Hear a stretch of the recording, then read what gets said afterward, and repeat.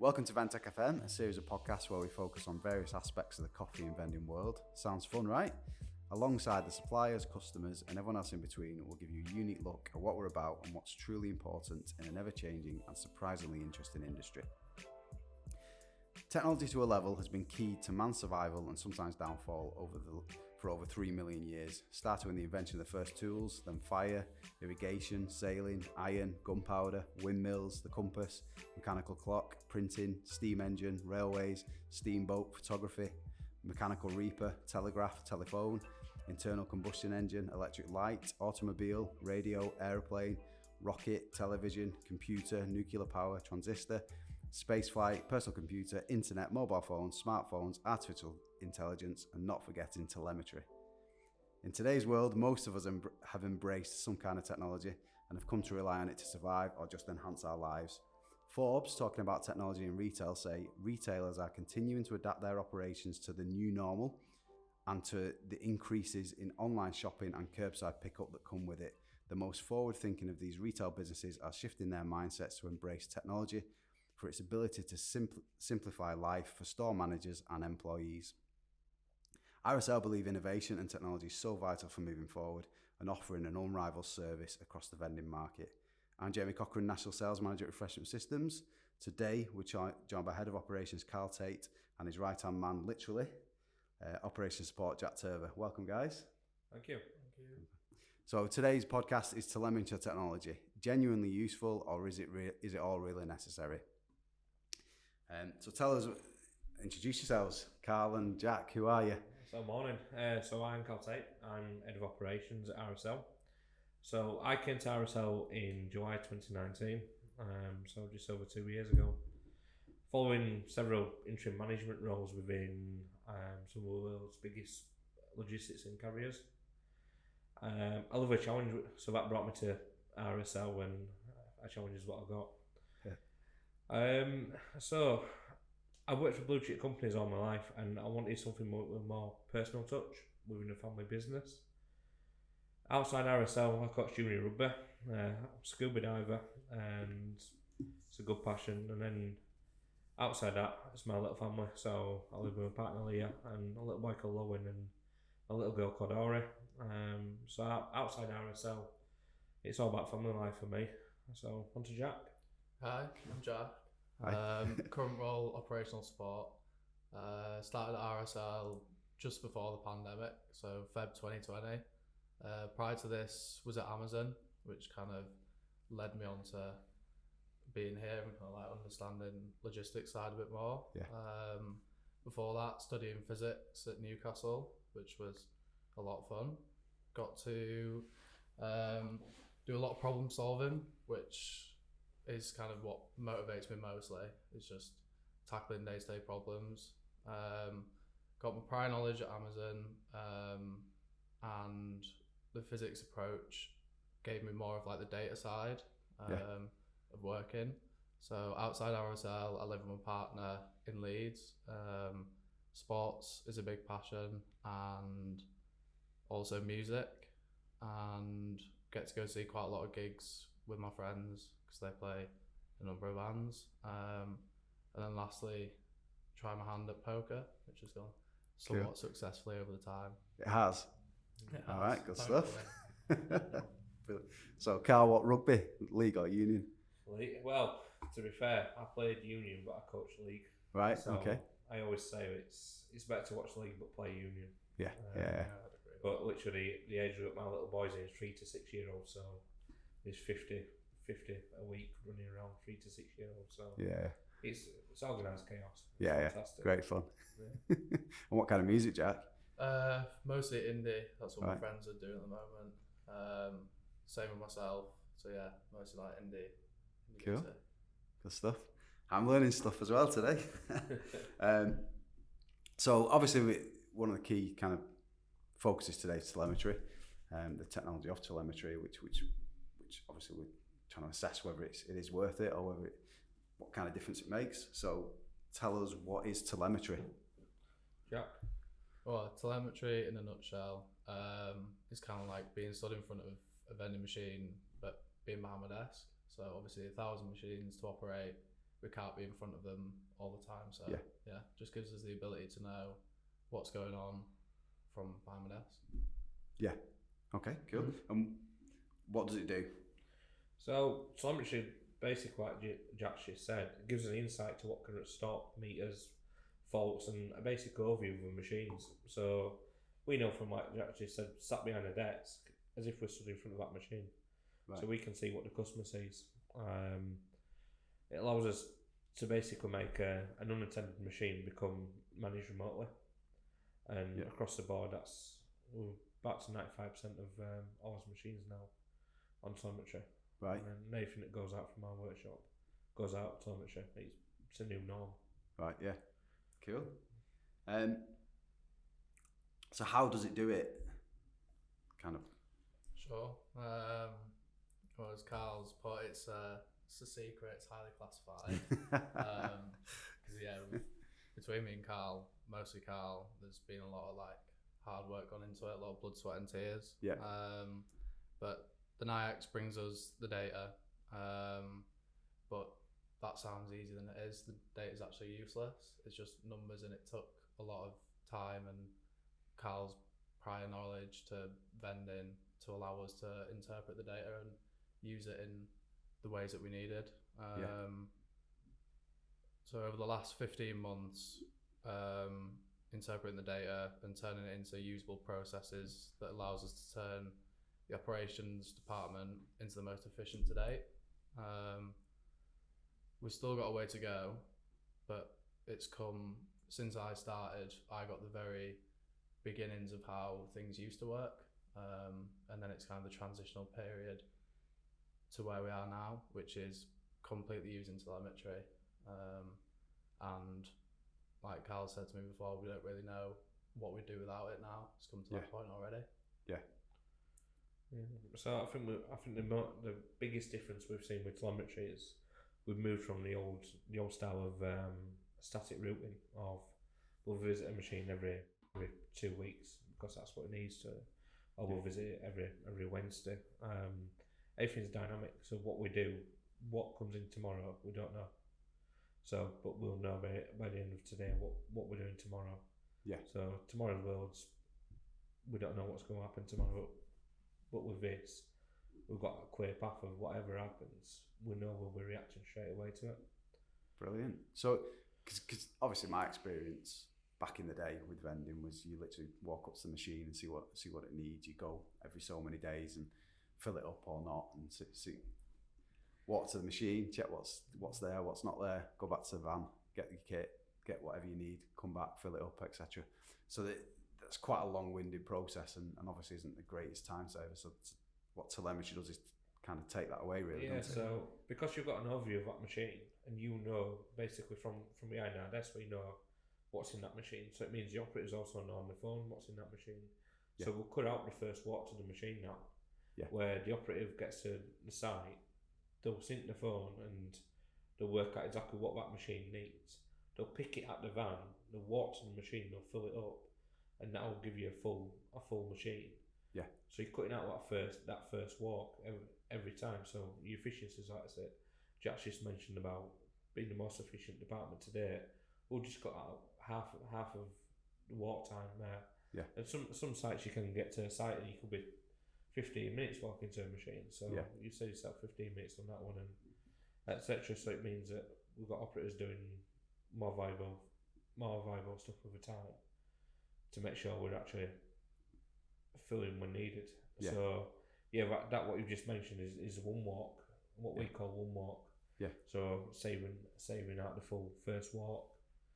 And that must benefit in a post-COVID world as well, because obviously people don't want you on site as long, don't want you walking backwards and forwards around site, one-way systems. That's correct. So I think the main difference to hand that I see is, and it is with our operatives, and sometimes I don't think they get the credit that they deserve, but they're going into sites and they don't also want to be on site for that long as well, because like I said, with COVID still being around, there's still that threat out there. Yeah. So the operators are like a one set mind now. If I pick my stock, I only need to walk to the machine, I'll do it. and we sanitise everything when we're there. We sanitise everything when we go. The walk away, we're not having to do a double walk back and forth, not seeing as many people, which is good in our eyes. Yeah. And we're only having to go there when it's needed. Yeah. I mean, I was talking to an operative a couple of days ago about the changes that we've made over the last 2 years, and the basic comment was that if they got half an hour to do a machine, to spend 5 minutes walking to the machine, they put 10 items in, and they walk away for 5 minutes. So putting 10 items in takes a couple of minutes. Yeah. So they're only taking 12 minutes, or it could be taking 12 minutes to do that machine. They're actually going now and they're putting 150 items in.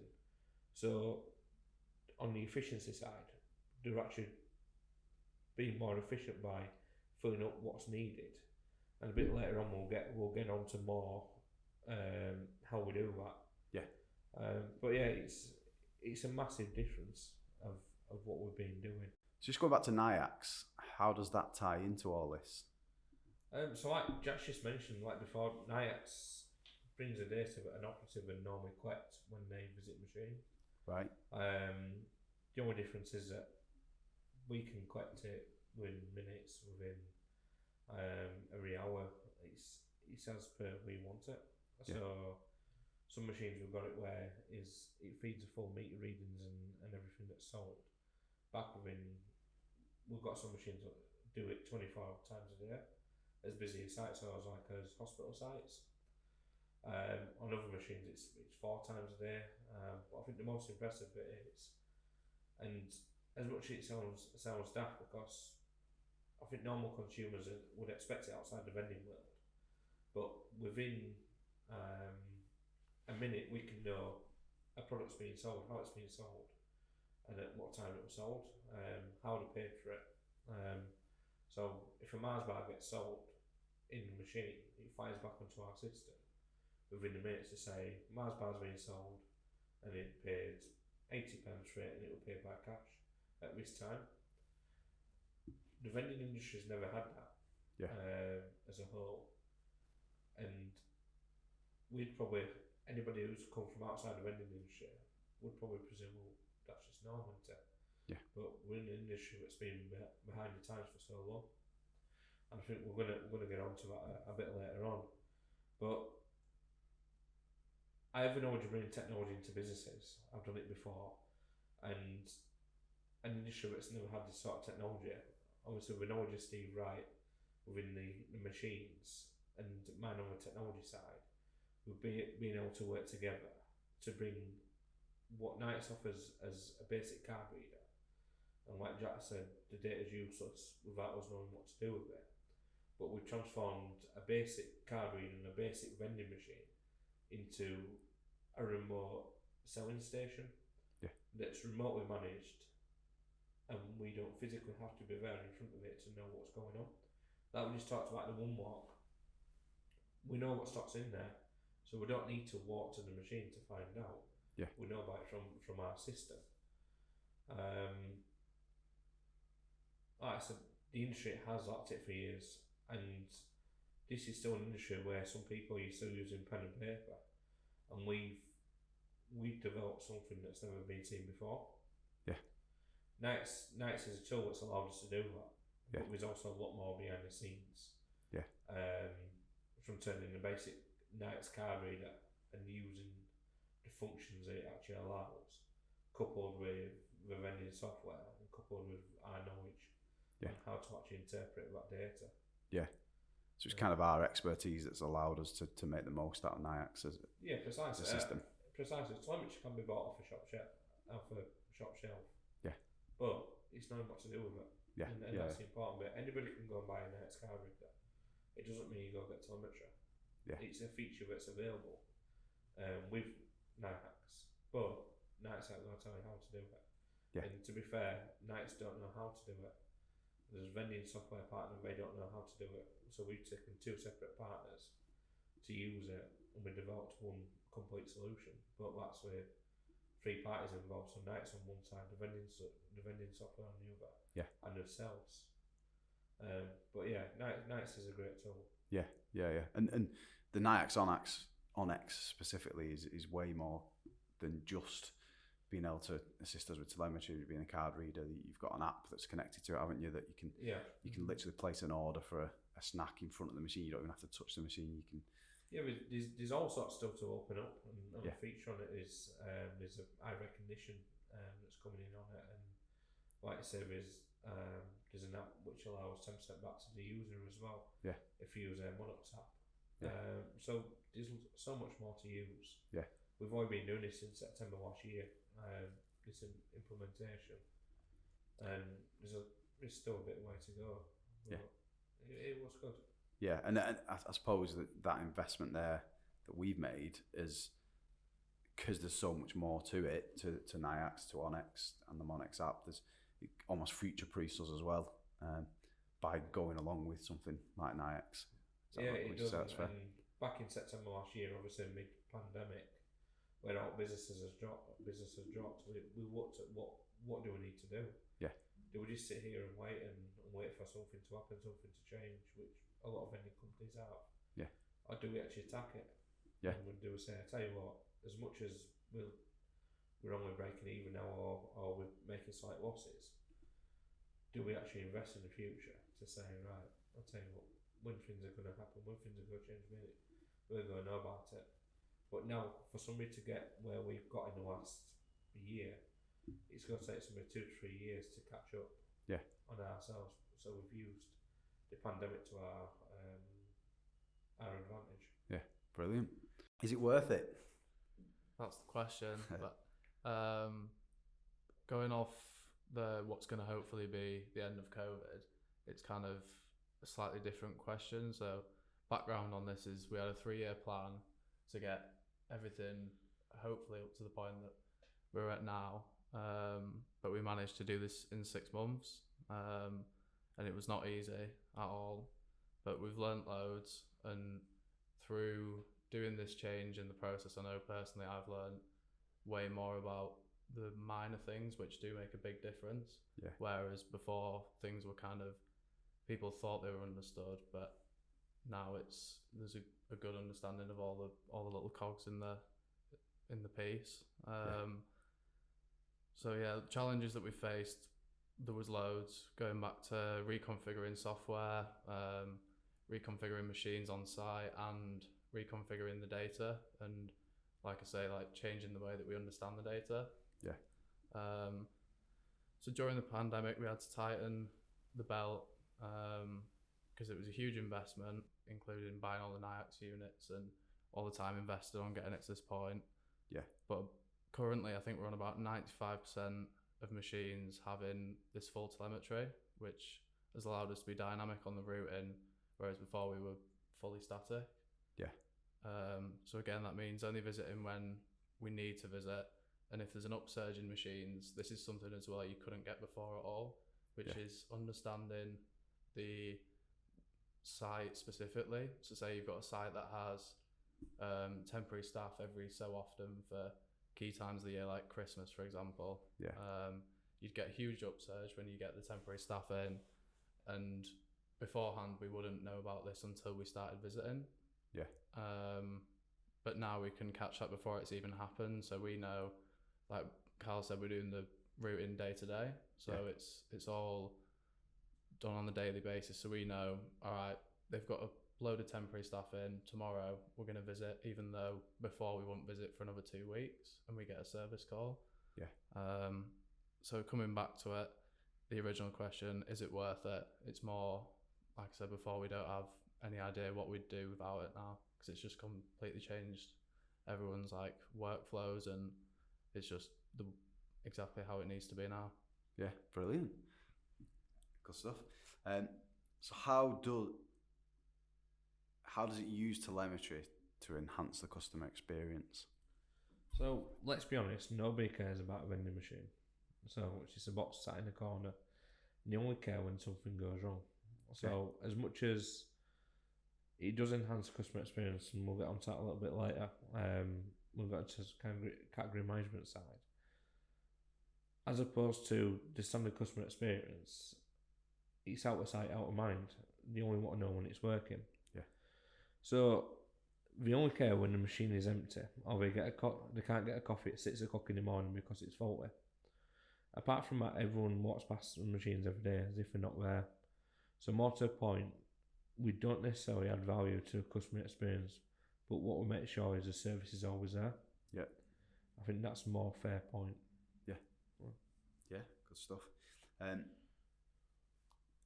So how, I know we've kind of answered some of this already, but how do you use telemetry to save money and for sustainability?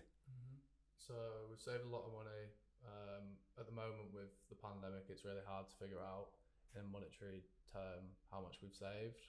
Yeah. But at the same time, we can justify all the expense and investment we've made by looking at, we're currently running on 83% of pre-pandemic income, but with that we've got 2/3 of the staff, and the staff are only working on 70% of full-time hours. So all that boils down to being about twice as efficient. Yeah. Roughly. So we've merged rounds, whereas before we'd have set sites and set areas were for set operatives, but with the pandemic especially causing sites to close, open at different times, different amounts of staff coming in week on week, it's allowed us to be much more dynamic with the routing, so different operatives can go to different sites, and it's just more available to say we get a new member of staff, we get a big surge in new clients, we're able to adapt to that very quickly, whereas before it'd take much more time to get comfortable for the routing. And the money saving obviously comes down to paying less wages. We were wasting quite a lot of money on visiting machines that didn't need it, but that's because we didn't know and there wasn't anything we could do until now. Fuel as well, and like I said, sustainability wise, it sustains through environmental factors like saving on fuel, and just only visiting when we need to be. Brilliant. So obviously that's key to a lot of companies now with net for zero carbon. Sustainability is huge for so many companies, especially a lot of the big companies. We've got a separate podcast where we talk about our carbon zero, but it is becoming more and more important for pretty much any customer we deal with now. And I know the sales guys are coming across that a lot more, because it's just a bigger focus, especially after the big reset that we've had with the pandemic. Does everyone have this technology? Like I said before, technology can be bought off a shelf. There's no doubt about that. Yeah, somebody can go buy a night reader and somebody can go buy the vending software. It's tying it up together. Well, I believe we're different. We spent so much time and effort, and like Jack said before, learning. Yeah, we've come across challenges. We've come across finishes, but I believe to do what we've done in a year, we'll take somebody 2-3 years to catch up on issues that had, and I think as well, whereas we've persisted, that's probably down to stubbornness more than anything else. Most people would have given up and said that it's too hard to do. It's too hard to do, too much money to invest, and we've cracked on and we've come to the other side, and now the benefits are huge. From my personal experience, I've been in the industry for many years, and my experience is kind of there's almost this fear from a lot of companies, or they're not willing to even use contactless readers, never mind any technology beyond that. I mean, even our own MD, he's got he had a massive fear on moving to visit on demand, which we've done. Just because people have tried in the past and it's not gone too well. So we've managed to demonstrate to take somebody who was against it to put his own company on visit on demand, and we've done that as we needed to. So obviously from my experience in the industry, I've been in the industry for many years, and there is this, the majority of companies I've come across as competitors and even work for have this kind of aversion to any kind of technology, even contactless readers. Companies don't even have, they just cash only in vending machines, and you've got this modern world where you can't even pay by card at a machine. So there's just that technology some people don't even use still, a large portion actually. But then beyond that, there's obviously way more technology that can come with a contactless reader. Yeah, definitely. I mean, do you carry cash anymore? 'Cause No. I don't. No. And it's just for a given now that you're going to find somewhere that's got a contactless reader. Yeah. I mean, if I take a little bite at the supermarket, you walk around the supermarket and even the rides at the end. So by Matilda, we've got night readers on. Yeah. We've got contactless card readers on. Yeah. So everybody goes for card readers because cash is not the norm anymore. Yeah. And yeah, you might go get some old school places where people want to carry cash. I know my grandparents they want to carry cash all the time. Yeah. Because that's what they've been used to for years. And trying to bring people on a technology journey of an ever-changing world and industry is massive. So from our customer experience point of view, this is where we believe that it enhances the customer experience. Because like I said a few minutes ago, that customers don't care about a vending machine, they only care when it's broken. Yeah. So if we're actually providing an answer to that before the customer even knows about that, yeah, then it's the all-round customer experience. Yeah. Well, if engineers rocking up before they even know it's broke, then well, it's brilliant service, isn't it? Well, that's it. So it's all about, we've got the data there, so we're using the data. Yeah, brilliant. And that also ties into auto ordering, doesn't it? For the operatives. So what auto ordering based on the back of telemetry, because we know exactly what's in each machine, we've got a rough idea of what each operator is going to use over the next week between visiting into our stores. We can actually pick our operatives' orders for them, give them a little bit of a buffer, but pick their orders for them so the operators aren't having to put their own orders in.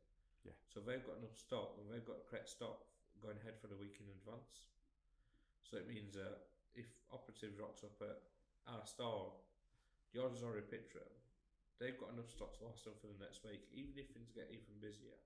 Because we're giving that buffer, it means that we've already pre-anticipated that. Right, brilliant. On terms of our wholesale, if we speak about wholesale as well, I know there's a lot of work being done, and I believe it's testing and working now, where we can auto order for customers and send customers direct products. Yeah. Without them actually ringing in and placing an order. So what it'll do is it monitors their usage in the machine.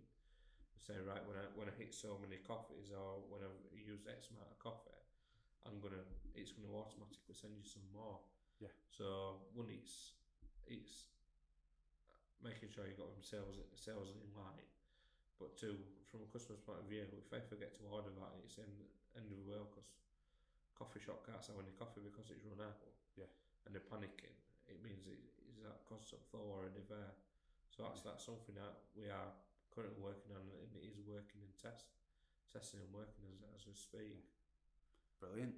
That's amazing.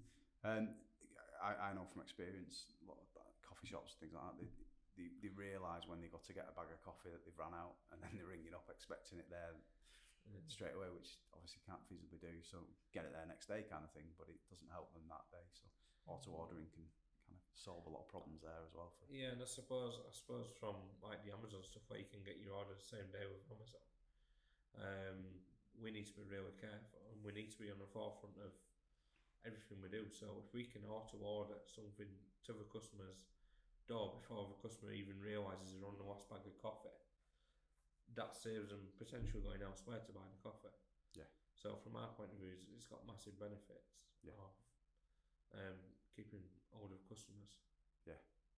And I guess all that as well takes away, because a lot of people's experience with vending in the past is you just get what's on the van kind of thing. So they'll go to fill a machine, and whatever chocolate they've got left over, whatever cans they've got, they just throw in. So you often get several rows of the same thing because they're just trying to get rid of stock. But it doesn't work like that now, does it? This all kind of takes away those kind of issues for customers. Well, that's what's interesting with the auto ordering for the ops as well. Like we said, everything's dynamic now with the routing. And obviously usage with COVID is constantly changing. So the hardest part for operators, I think, at the start of the pandemic was ordering way too much stock, because they're used to the weekly amount of work, and when we've dropped that out of necessity and just being more efficient, they've realised that week to week they were ordering the same stuff because of the static routes now.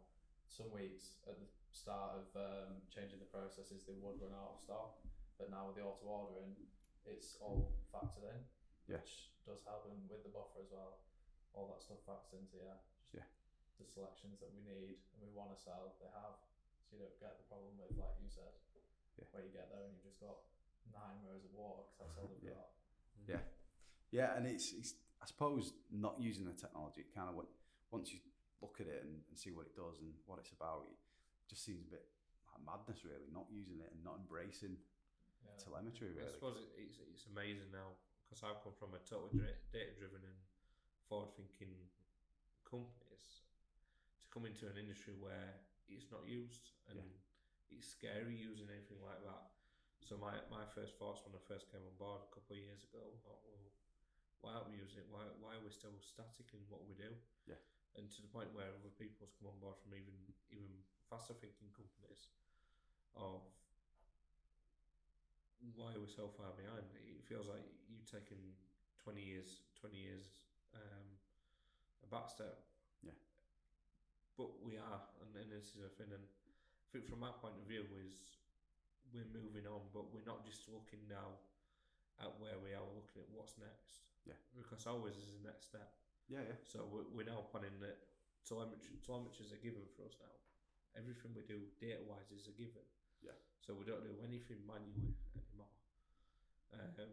Even down to the machines that haven't got telemetry on, there's still some form of computerized solution in there. Yeah. So everything that we do going forward is telemetry driven. Yeah. It's what's the next mouse on the ball that we're working on now. Yeah. That's a trade secret.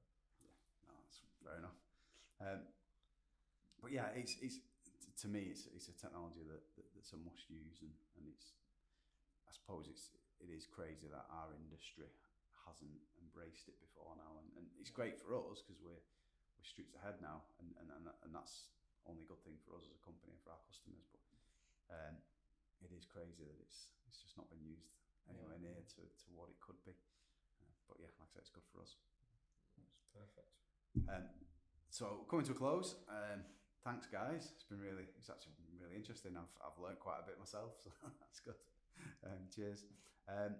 Once a new technology rolls over you, if you're not part of the steamroller, you're part of the road. Like it or not, technology is vital in today's modern world. Unless we lock ourselves in a hut in the middle of a forest and live off the land, we're pretty much stuck with it. But it's hard to argue that technology advancements do, for the most part, improve our lives. When we embrace it and we use it properly, the benefits are limitless. Telemetry is such a simple solution that improves service, improves efficiency, saves money, even after big investment, and makes sure every one of our ourselves vending customers can place a big tick on the sustainability box. It's so important, and that's why we consider it that way, and we use it to the best of its ability, kind of thing. Thanks again, guys. Cheers. Thank you. This podcast has been brought to you by Refreshment Systems Limited, edited by Isaac Dunyo and Evan Church, produced by Steve May, host and writer Jamie Cochrane, with special thanks to our guests.